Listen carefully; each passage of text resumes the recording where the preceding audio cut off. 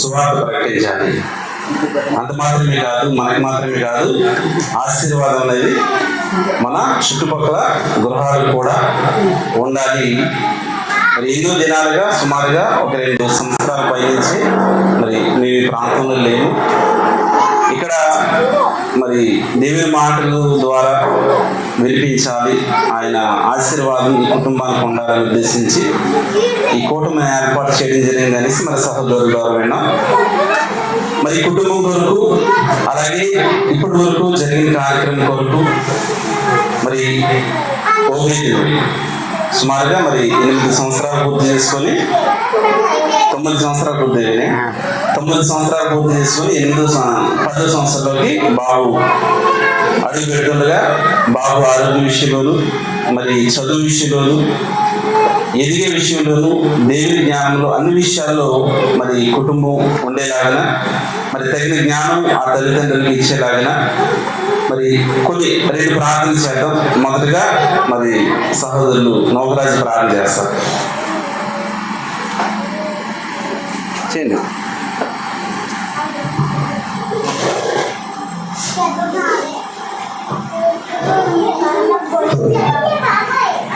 తెరవచ్చుకున్నట్టయితే ప్రార్థన చేసుకుంటాం.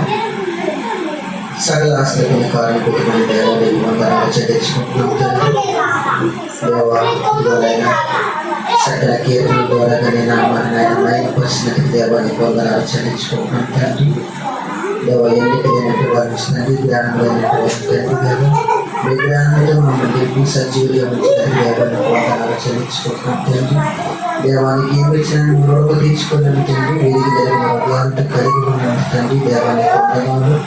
సంస్థ ఎదిగిన వాడు దేవ, సంస్థలకి సాధ్యం తండ్రి. అసాధ్యం కంటే నీకు ఏమీ లేదు దేవానైనా నీకు పొందనాలు చెల్లించుకుంటున్నాను తండ్రి. దేవానైనా ఇదిగో తండ్రి, ఈ వ్యవహారం పెట్టి దేవానైనా ఇదిగో ప్రార్థిస్తున్నాను. దేవాదిగో నేను కూడా ఎదురు పెట్టేటట్టు దేవానైనా నీకు 3 సంవత్సరాల నుంచి ప్రార్థన లేదు. ఇదిగో అక్కడ ప్రార్థన పెట్టుకోండి. ఈ వాక్యం ద్వారా అనేకరికి నేను వినిపిస్తుంది, శుభార్త చేసినట్టు అనిపిస్తుంది. కుమారుడు మాకు చెప్పి ఉన్నాడు తండ్రి. దేవాన్ని మీరే సహాయం చేయాలి. దేవ సౌండ్ సిస్టమ్ ద్వారా నేను మాట్లాడుతున్న ప్రతి మాట దేవాలయం అనేకరికి నేను వినబడేలాగా నేను వాక్యానుసరిగా దేవాలైన బ్రతుకుల జీవితాన్ని మాకు అందరికీ దయచేస్తారని ప్రార్థిస్తున్నాను తండ్రి. దేవాన్ని పొందన ఈ ప్రతి కార్యక్రమంలో మీరేనైనా నడిపించిన విధానాన్ని బట్టి దేవాన్ని పొందన సేవకులతో మీరు మాట్లాడండి. మంచి మీ సేవకుల ద్వారా మాట్లాడించి పరిశుద్ధాత్మను మీ సేవకులైనా తోడొచ్చమని దేవా చెబుతున్న కుమారుడికి వింటున్న మాకి శ్రద్ధగా నీ వాక్యానుసారిగా మనసు పెట్టి మనసు మీకు అందరికీ దయచేస్తారని మా ఘనత ప్రభావం అందరూ పట్టుకుంటాను. యేసు అధిపరిశుద్ధ నామములో ప్రార్థించి అడ్డుపడుకుంటున్నాం మా కన్న తండ్రి. ఆమేన్. అలాగే మరొక ప్రార్థన కుటుంబాన్ని ఉద్దేశించి, అలాగే జరగబోయే కార్యక్రమం వరకు మన మధ్య ఉన్న చెల్లి మసీదు ప్రార్థన చేస్తాం. అలాగే మన సహోదరులకి ప్రభుత్వ చక్కని కీర్తనలు పాడారు. చక్కగా మరి అందరూ కూడా మంచి మంచి పాటలు పాడి దేవుని నామాన్ని మహిమపరిచారు. మరి సేవకులు ఇంకొక 5 నిమిషాల్లో వస్తున్నారు కనుక ఈరోజు కొన్ని మాటలు వారు వచ్చిన వెంటనే అవకాశం అంటే వారికి ఏ సమయమైనా సరే వారికి వచ్చిన వెంటనే మనం వాక్యం వాళ్ళకి ఇచ్చేద్దాం. కార్యక్రమం అంటే మొత్తం అయిపోయిన తర్వాత కేక్ కట్ చేద్దామా, లేదంటే వాళ్ళు వచ్చిన వెంటనే కేక్ కట్ చేద్దామా? అంటే వాక్యం అయిపోయిన తర్వాత కేక్ కటింగ్, తర్వాత భోజనాలు, అంతేనా? Okay okay. ఎవరు ఇబ్బంది పడద్దండి, త్వరగానే ముగించుకుందాం. భోజనాలు కూడా ఉన్నాయి కనుక ఎవరు ఇబ్బంది పడద్దు దయచేసి.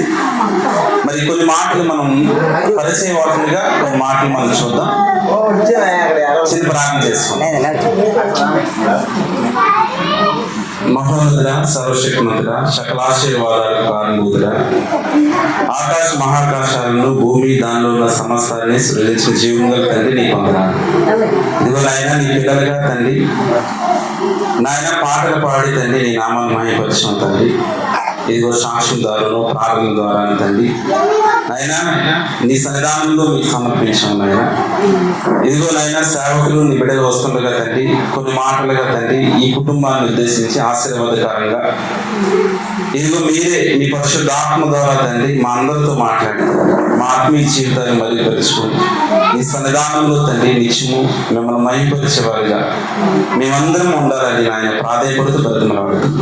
ఇదిగో నిత్యం తండ్రి నాయన మా ఏమీ లేదు కానీ తండ్రి, కేవలం నిమిత్తం మాత్రమే తండ్రి, మీరు మాత్రమే తండ్రి మా అందరితో మాట్లాడి నీ నామానికి మహిమకరంగా తండ్రి ఈ కార్యక్రమం అంతటినీ జరిపిస్తారు కావచ్చు. మా ప్రభు రక్షకుడు యేసుక్రీస్తు ప్రశస్తమైన నామంలో అడుగు వేడుకొని పొందుకునే నామం తండ్రి. ఈ అవకాశం ఇచ్చినటువంటి కన్నతనేని దేవునికి యేసుక్రీస్తు నామంలో కృతజ్ఞతాస్తుతులు చెల్లిస్తూ, అలాగే ఈ కుటుంబం ఏర్పాటు చేసుకున్న కుటుంబ సభ్యులను, కూడి వచ్చిన సంఘాన్ని అంతటిపై ప్రభు పేరున వందనాలండి. ప్రేమ దేవుని వాళ్ళారా, దేవుని మహాకృపను బట్టి ఈరోజు మనం అందరం కూడా సజీవులుగా ఉన్నాం. మనకి ఎవరైనా సరే ఏదైనా సహాయం చేస్తే, అంటే ఏదైనా ప్రమాదంలో ఉన్నప్పుడు కానీ, బాగా దాహం వేసినప్పుడు కానీ, ఈ ఎండాకాలంలో బాగా దాహం వేసినప్పుడు ఏదైనా ఇంటికి కొద్దిగా చల్లని ఇచ్చారు అనుకోండి, ఒక గ్లాసు నీళ్ళు ఇచ్చాను అనుకోండి, మనం ఏం చెప్తాం? అమ్మ ప్రాణం తెప్పరిల్లిపోయింది, మంచినీళ్ళు ఇచ్చి చాలా చాలా చాలా థ్యాంక్స్ అమ్మ, చాలా ధన్యవాదాలు చెప్తాం. అయితే దేవుడు మనల్ని ప్రతి మనిషిని దేవుడే పెంచి పోషిస్తున్నాడు. అయితే ఈ విషయం ఎందుకు మనకు తెలియడం లేదంటే, అసలు దేవుని ఆలోచనలో మనిషి లేదు. దేవుడు అంటే మనిషికి లెక్క లేకుండా పోయింది. ఎందుకు అలా జరిగిందంటే, పిల్లల పట్ల అంటే దేవుడు సంకల్పం అనేది మనిషి ఎరగకపోవడమే అంటే ప్రప్రథమంగా మనం ఆలోచించవలసిన విషయం. ప్రేమ దేవుని వాళ్ళారా, మరి ఆది కాండము 1వ అధ్యాయములో మనం చదివినట్లయితే 26వ వచనం, బైబిల్ గ్రంథంలోని ఈ వచనాన్ని పరిశీలించాక 1వ అధ్యాయము, ఆది కాండం 1వ అధ్యాయము 26వ వచనం, 26-27. దేవుడు మన స్వరూపమందు మన పోలుకు చొప్పున నరులు చేయడము, వారు సముద్రపు చేపలను, ఆకాశ పక్షులను, పశువులను, సమస్త భూమిని, భూమి మీద ప్రాకు ప్రతి జంతువులను ఏలుదురుగాకని పలకగా దేవుడు దేవుడు తన స్వరూపమందు నరుని సృజించెను, దేవుని స్వరూపమందు వానిని సృజించెను, స్త్రీగాను పురుషునిగాను వారిని సృజించెను. దేవుడు వారిని ఆశీర్వదించెను. ఎట్లనగా మీరు ఎట్లాగా ఆశీర్వదించారో చెప్తున్నాడు.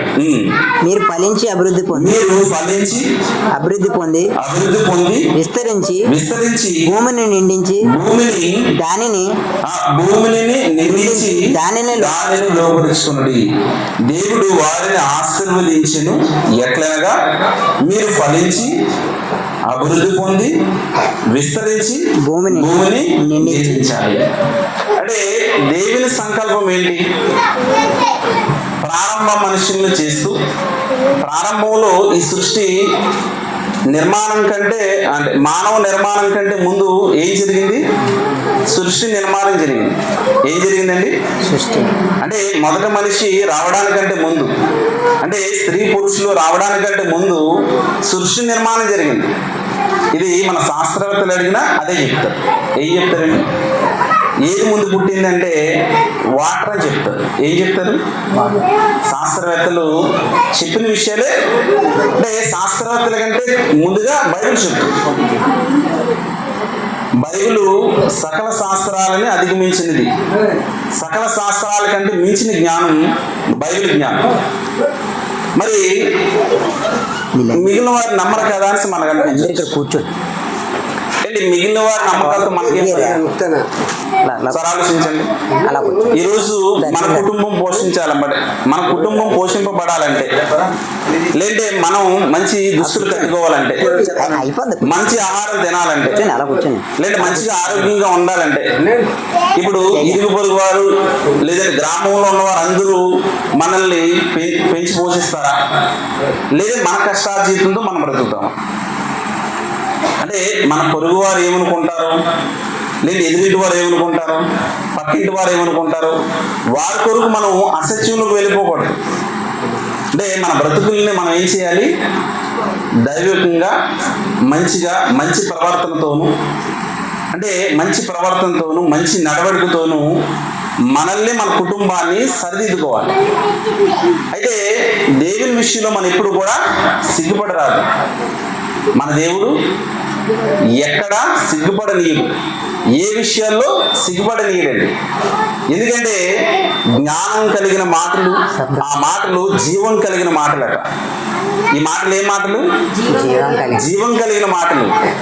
నార్మల్గా మనుషులు మాట్లాడుకునే మాటలు అది ఈ ప్రకృతి సంబంధమైనవేమో, కానీ దేవుని మాటలు జీవం కలిగిన మాటలు. మరి అందులో జీవం ఎలా ఉంటుంది అంటే చూడడానికి అంతా కూడా ఆశ్చర్యంగా ఉంటుందండి. అయితే ఇక్కడ దేవుడు సృష్టి చేయడానికి చాలా కాలం పట్టింది. చాలా కాలం అంటే ఇదిగో ఈ భూమి మీద మనిషి, నా బిడ్డలు, నా కుమారులు, వారి కొరకు వారు వస్తారు, వారి కొరకు ఒక నివాసం ఉండాలి, వారి కొరకు ఆహారం ఉండాలి, వారి కొరకు నీళ్లు ఉండాలి. అంటే దేవుని సంకల్పంలోనే మనం ఉండాలి, దేవుని సంకల్పంలోనే మనం నివసించాలి, దేవుని ఆలోచనలోనే మనం బ్రతకాలి, ఆయనకు అనుకూలంగా మన జీవితాలు మార్చుకోవాలి. అయితే ఈ సృష్టి అంటే ఆదాము అవ్వలని ఆశీర్వదించడానికంటే ముందు ఆయన చేసే పని చాలా ఉంది. ఏం చేశారు? ఇదిగో భూమిని నిర్మించారు, నక్షత్రాలు నిర్మించారు, ఆకాశాన్ని నిర్మించారు, చెట్లు నిర్మించారు, జంతువులు నిర్మించారు, ఇంకా పక్షులు, జంతువులు. అంటే మానవునికి ఏదైతే అవసరమో అవన్నీ కూడా దేవుడు కొన్ని లక్షల సంవత్సరాల ముందే, మొదటి మనిషి రావడానికంటే ముందే ప్రకృతిలో వాటినన్నిటి నుంచి ఆఖరికి మనిషిని నిర్మిస్తున్నట్టుగా వారి ద్వారా ఆయన సంకల్పాన్ని నెరవేర్చాలనేసి దేవుని ఆశపడుతున్నాడు. 27వ వచనంలో దేవుడు తన స్వరూపమందు నరుని సృజించును, దేవుని స్వరూపమందు వారిని సృజించును, స్త్రీగాను వారిని సృజించును, దేవుడు వారిని ఆశీర్వదించును. అంటే వారిని స్త్రీగాను పురుషునిగాను సృజించారు. ఎందుకు స్త్రీగా పురుషునిగాను సృజించాలి? ఎందుకంటే వారి ద్వారా పిల్లలు రావాలి కనుకనే వారు స్త్రీలుగాను పురుషులుగాను సృజించి వారిని ఆశీర్వదించారట. ఎట్లనగా అంటే ఈ భూమిని మీరు నిండించాలి. కొంతమంది లోపలికి, ఈ భూమిని మీరు నిండించాలి. మరి ఈ భూమిని నిండించాలంటే వీరి ద్వారా వచ్చిన పిల్లల ద్వారా నిండించాలి. కానీ ప్రేమ దేవుని వాళ్ళారా, అతి తక్కువ కాలంలోనే వారు ఆదాము అవ్వలు వారి కలయిక ద్వారా కయ్యను పుడతారు. ఆ తర్వాత ఏబేలు వస్తారు. అంటే వీరు మొత్తానికి ఏంటంటే మొదటి మానవుల ద్వారా భూమి మీద సంతానం ఉత్పత్తి చెందింది. మరి ఇది కొద్ది కాలంలోనే ఏమైపోయిందంటే ప్రేమ దేని వాళ్ళారా, ఇదిగో భూమి మీద నరులందరూ కూడా చెడిపోయారు. ఎందుకని? నా కుమారుడు ఇప్పుడు మరి బ్రదరు నారాయణ గారు కూడా వేదికని అలంకరించవలసిందిగా కోరుచున్నాను. మరి దేవుని సంకల్పంలో పిల్లలు రావాలి, దేవుని సంకల్పం ప్రకారంగా ఈ భూమి నిండాలి, దేవుని సంకల్పం ప్రకారంగా ఈ భూమి మీద తన పరిశుద్ధ జనాంగాన్ని కోరుకున్నాడు. పరిశుద్ధ జనాంగాన్ని దేవుడు ప్రారంభంలో కోరుకున్నట్టుగా మనం చూస్తాం. ఎలా? ఏదేను వనంలో ప్రతి చెల్లపూట ఆదాము అవ్వలు దేవునితో మాట్లాడుతున్నారు. వారు దేవునితో మాట్లాడేటప్పుడు వారికి బట్టలు లేవని, వారికి ఏ సిగ్గు కూడా లేదు, వస్త్రాలు ఏమి వారి మీద లేవు. ఆయనను వారు దిగంబరలుగా ఉండేటప్పుడు ప్రతి చెల్లపూట ప్రతిరోజు అంటే దాని అర్థం ఏంటంటే దేవునితో సావాసంలో ఉన్నారని అర్థం. ఇప్పుడు మనం ఆదివారం సావాసానికి వెళ్తున్నాం, ఆదివారం ఆరాధన చేసుకుంటున్నాం, మందిరాలకు వెళ్ళి ఆరాధన చేసుకుంటున్నాం.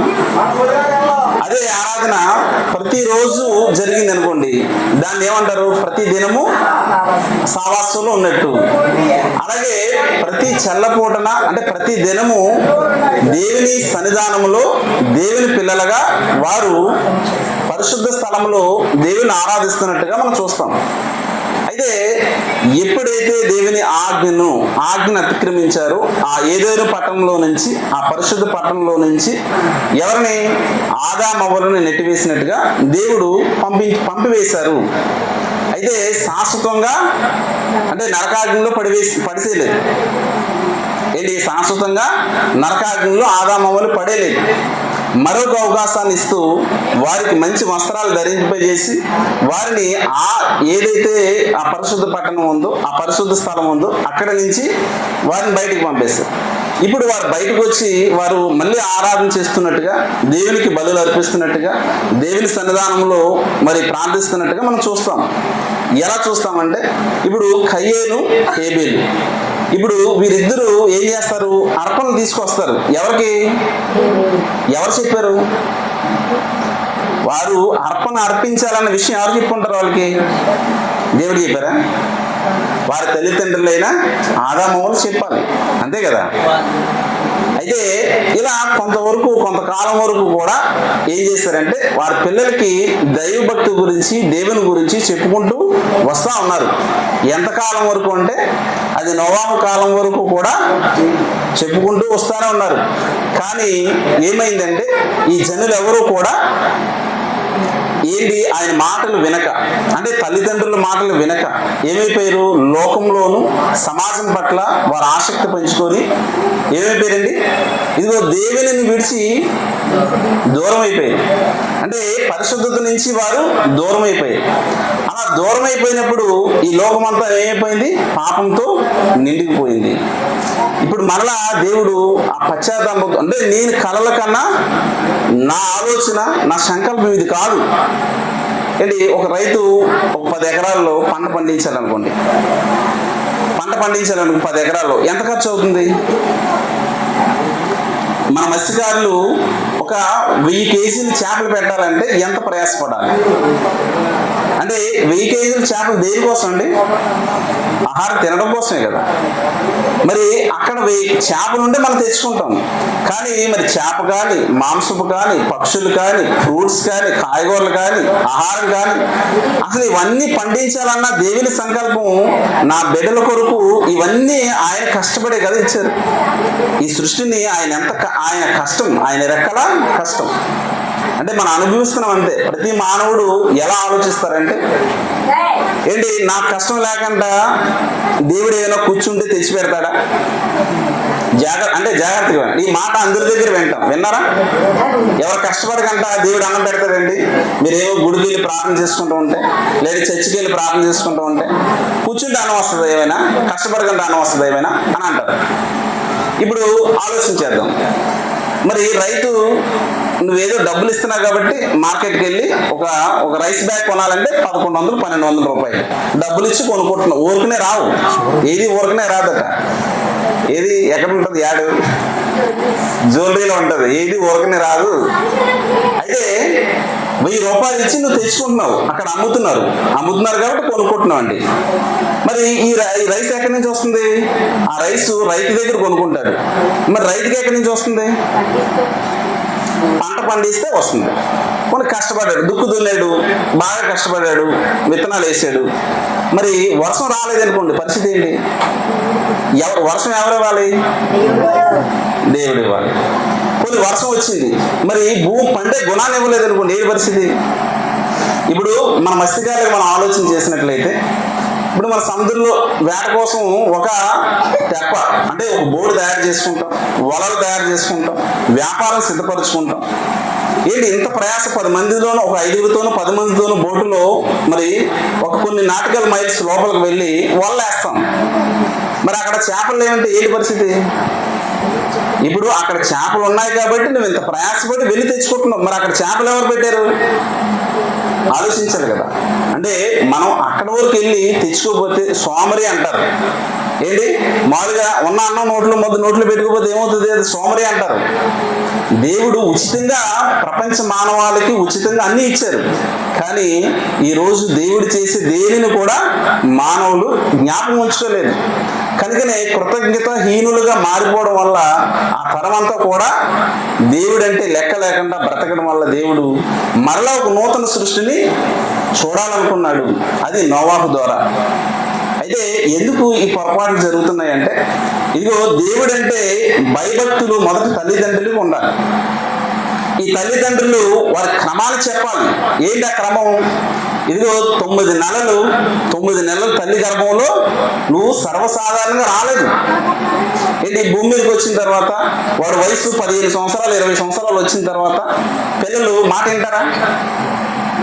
మా అబ్బాయి 5వ తరగతి చదువుతున్నాడు అండి, అస్సలు మాట వింటలేదు. ఎందుకంటాడు చెప్పండి. వారికి బాలుని నడవవలసిన త్రోవను వారికి నేర్పించాలి. చూడండి, ద్వితీయోపదేశకాండము 11వ అధ్యాయము ముగించుకున్నాం. ద్వితీయోపదేశకాండము 11వ అధ్యాయము 18-19. కాబట్టి అంటే తల్లిదండ్రులకి చెబుతున్న మాటలండి. ఎందుకంటే వారు డ్రగ్స్కి ఎడిక్ట్ అవ్వకుండా ఉండాలంటే, ఏంటి మద్యపానానికి ఎడిక్ట్ అవ్వకుండా ఉండాలంటే, లేదంటే సమాజంలో విన్యాసాలకు ఎడిక్ట్ అవ్వకుండా ఉండాలంటే, సమాజం ప్రభావం మన పిల్లల పట్ల పడకుండా ఉండాలంటే ఏం చేయాలి? మొదటగా మన యొక్క బాధ్యతను, అంటే ఒరే నువ్వు ఈ భూమి మీదకి రాకముందు మేము ఇరువురము ఏకమైతే నువ్వు వచ్చావు. ఇదిగో మేము తల్లిదండ్రులుగా కలిస్తే నువ్వు వచ్చావు. అయితే నీ తల్లి సింపుల్గా నేను కనలేదురా. ఇదిగో 9 నెలలు తల్లి గర్భంలో దేవుడు నిన్ను నిర్మించాడు. ఎలా నిర్మించాడు? ఎముకలతోను, నరములతోను, ఏంటి మాంసముతోను. అసలు నీ గుండె ఎప్పుడు ఏర్పడిందో తెలుసా? అసలు ఎప్పుడు నీ పిండం ఎలా ఏర్పడిందో తెలుసా? అవయవ నిర్మాణం ఎలా జరిగిందో తెలుసా? అవన్నీ మనం చెప్పాలండి పిల్లలకి. ఎందుకంటే ఏంటి మామూలుగా 7, 8 నెల 9 నెల వచ్చేసింది అనుకోండి, డెలివరీ దగ్గరికి వచ్చారు అనుకోండి, మనం నార్మల్గా పడుకోవడానికి అవుతుందా? ఇలా బొమ్మలుగా పడుకోవడానికి అవుతుందా? ఎలా పడుకోవాలి? ఎల్లకలా పడుకోవాలి. ఎంత బాగా నడుము నొప్పు, సరే తిండి తినలేరు. 3వ నెల 4వ నెల వచ్చిందంటే సరే తిండి తినలేరు. Vomiting sensor. ఎందుకంటే అప్పటి వరకు నార్మల్గా జరిగే హ్యూమన్ రీప్రొడక్షన్ సిస్టమ్ అంతా, అంటే బాడీలో జరిగే ఆ ప్రాసెస్ అంతా ఎప్పుడైతే ఇంకొక కొత్త నిర్మాణం లోపల జరుగుతుందో వెంటనే శరీరంలో మార్పులు వస్తాయి. ఈ పిండం పెరిగే కొద్ది 5వ నెల 6వ నెల వచ్చేసరికి బేబీ ఏంటి మనకి ఆ గర్భాశయంలో గాలి పీల్చుకోవడానికి ఇబ్బంది అవుతుంది. ఇవన్నీ ప్రతి తల్లి అనిపిస్తారు కదండి. గాలి పీల్చుకోవడానికి ఇబ్బంది పడతారు, ఆహారం తీసుకోవడానికి ఇబ్బంది పడతారు, నిద్రపోవడానికి ఇబ్బంది పడతారు.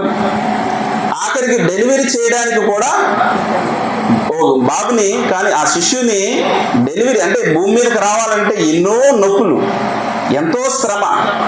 మరి శ్రమ అంతా ఏంటండి? ఈ శ్రమ అంతా మర్చిపోయి వాడికి సరైన జ్ఞానం నేర్పించక, సరైన మాటలు నేర్పించక, అంటే మనం పడ్డ కష్టం వాడికి తెలియలేకుండా చేయడం వల్ల వాడు ఏమవుతాడంటే సమాజం పట్ల సమాజాన్ని చూసుకొని అక్కడ సినిమాలని, విలాసాలని, విన్యాసాలని, ఏంటి సంతోషం, డ్రగ్స్, ఇలా మద్యపానాలకు, అల్లర్లు, పార్టీలు. మరి ఇదే పార్టీ బయట చేసుకున్నారు అనుకోండి, నార్మల్గా ఏం చేస్తారండి? ధనవంతులు ఇలాంటి పుట్టినరోజు వేడుకలు చేసుకుంటే వారు ఏం చేస్తారు? పెద్ద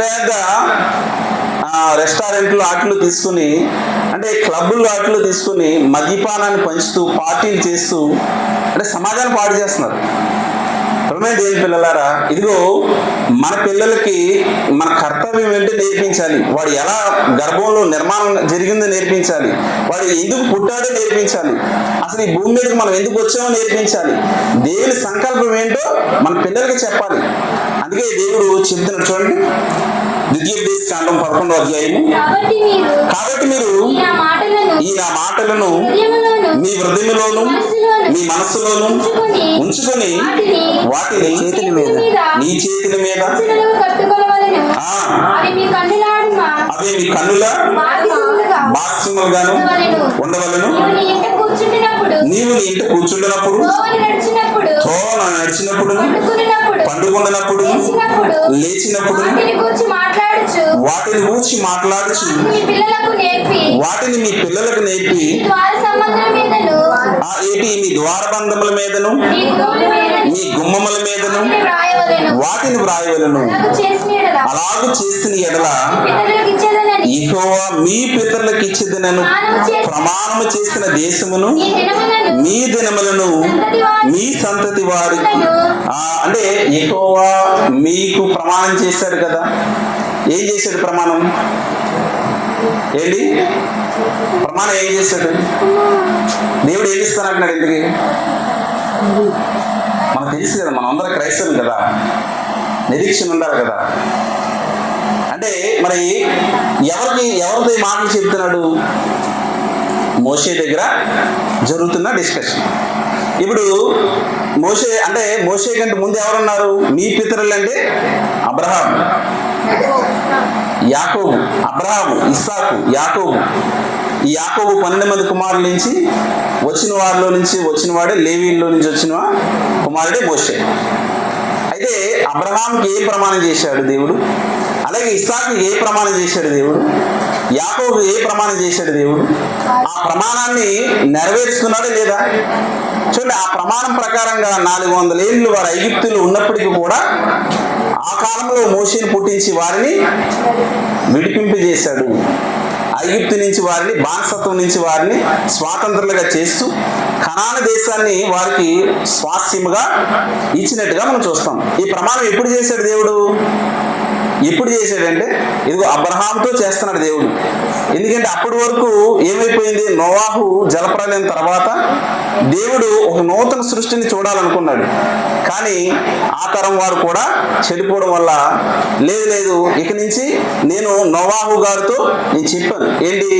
ఈ సృష్టిని నీటితో ముంచివేయను, ఈ సృష్టిని నీటితో ముంచివేయను, ఈ ప్రజల్ని నేను శిక్షించను. ఏం చేస్తాను? ఇదిగో ఆకాశంలో ఇంద్రధనుషు పెడతా. ఎందుకు ఆకాశం ఇంద్రధనుషు పెడతాడు అంటే అది చూసినప్పుడు ఏంటంటే ఆయన అయ్యో నా పిల్లలు కదా అనేసి ఆయన ప్రేమ కోసం. అంటే మనం చేసే ఆకృత్యాలు, మనం చేసే అరాచకాలు, మనం చేసే అన్యాయాలు ఆయన మర్చిపోవడానికి ఆ ఇంద్రధనుషు. ఇప్పుడు ఈ అబ్రహాము ద్వారా మరలా ఒక నూతన సృష్టిని, నూతన రాజ్యాన్ని, ఆయన ఒక పరిశుద్ధ పట్టణాన్ని చూడాలనుకున్నాడు. అంటే ఆ పరిశుద్ధ జనాన్ని చూడాలనుకున్నాడు. అందుకే చెప్తున్నాడు, నేను అబ్రహాముకి ఇచ్చిన ప్రమాణం ప్రకారంగా, నేను మీ పితరులకు ఇచ్చిన ప్రమాణం ప్రకారంగా మీరు నా ఆజ్ఞలు అంటే మీరు పాటిస్తే. ఎలా పాటిస్తారు? ఎలా ఉంటాయి? ఇదిగో మీరు నడిచేటప్పుడు, పడుకునేటప్పుడు, తినేటప్పుడు, మీరు ఏం చేసినా సరే ఏం చేయాలి? ఈ మాటలే మీకు జ్ఞాపకం ఉండాలి. ఏంటి ఆ మాటలు? చెడు మాటలండి. పక్కింటోళ్ళ గురించి గుసగుసలు మాటల, ఎదురింటోళ్ళు బంగారం కొనుక్కున్నారు అలాంటి విషయాల? చెడు మాటలు కాదు, మంచి మాటలు. నిన్ను వలే నీ పొరుగు వారిని ప్రేమించు, న్యాయంగా జీవించు. ఈ మాటలేనండి. అంటే ఈ మాటలు అబ్రహాంకి ఇచ్చారు. అలాగే మీకు వారికి ఇచ్చిన మాట ప్రకారంగా కనాను దేశాన్ని ఇస్తున్నట్టుగా మనం చూస్తాం. ఇప్పుడు మరి మనకేంటి ఇస్తానంటున్నాడు దేవుడు? అబ్రహాముకి ఇచ్చేది బాగుంది. అబ్రహాముకి ఇచ్చిన మాట ప్రకారంగా ఇశ్రాయేల్ జనాంగానికి ఏమి ఇచ్చాడు? కనాను దేశాన్ని వారికి ఇచ్చారు, బాగానే ఉంది. మరి మనకేమిస్తారు? అంటే ఈ అబ్రహాము వచ్చేసిన తర్వాత, ఇశ్రాయేల్ అందరూ కనాను దేశం వచ్చిన తర్వాత మరలా రావడానికంటే ముందే మోషే ద్వారా ఇదిగో గ్రంథాన్ని తయారు చేస్తూ బైబిల్ ప్రారంభం అక్కడే. ఏంటి? లేఖనాల ప్రారంభం అక్కడే, ధర్మశాస్త్ర ప్రారంభం అక్కడే. మోషే ద్వారా ఇస్తూ ఇదిగో నేను ఏం చేస్తానంటే యుగయుగాలు నా సంకల్పం ఇదే. నా సంకల్పం ఏంటంటే ఇదిగో నా పిల్లలు పరిశుద్ధులుగా ఉండాలి, నిర్దోషులుగా ఉండాలి, ఈ జనాంగాన్ని అంతటి కూడా యుగయుగాలు మీతో నేను ఉండాలన్నదే ఆయన సంకల్పం. ఎక్కడ చూస్తాం? ఎఫెసీయులకు రాసిన పత్రిక 1వ అధ్యాయము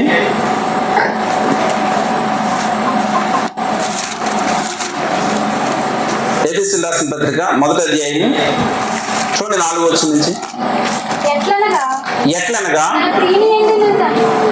తాను ప్రీనియందు తాను ఉచితముగా మనకు అనుగ్రహించిన తన కృపామయముకు కీర్తి కలిగినట్లు తన చిత్త ప్రకారమైన దయా సంకల్పం చొప్పున యేసుక్రీస్తు ద్వారా తనకు కుమారులుగా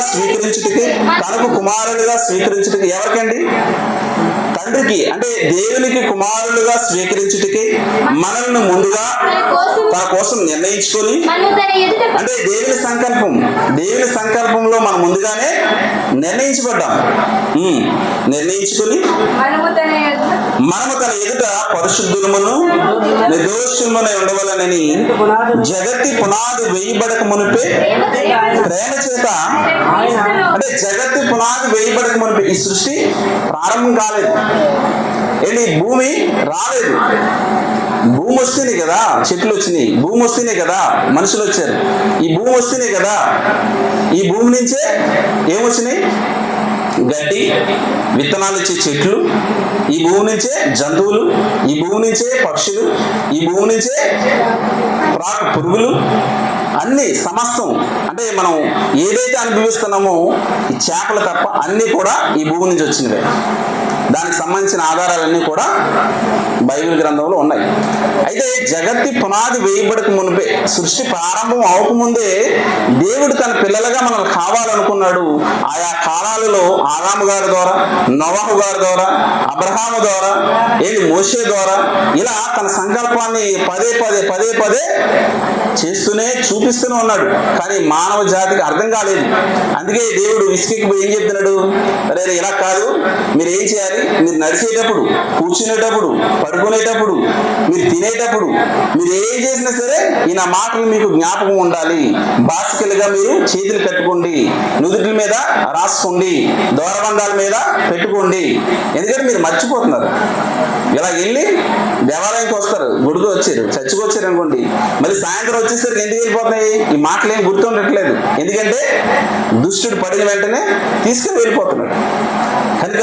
అంటే ఇదిగో అప్పుడు మోషే ద్వారా మరలా గ్రంథస్థం చేస్తూ, ఇదిగో రాబోయే కాలాల్లో మీ కొరకు నా కుమారుని ముందుగానే చెప్పాను. ఏంటి? యేసుక్రీస్తు ప్రభుల వారి ద్వారా ఈ ప్రపంచ మానవాళికి విమోచన కలిగిస్తాను అనేసి ఆయన వస్తారు. ఇదిగో కొన్ని సంవత్సరాల తర్వాత ఆయన భూమి మీదకి కన్యక ద్వారా జన్మిస్తారు.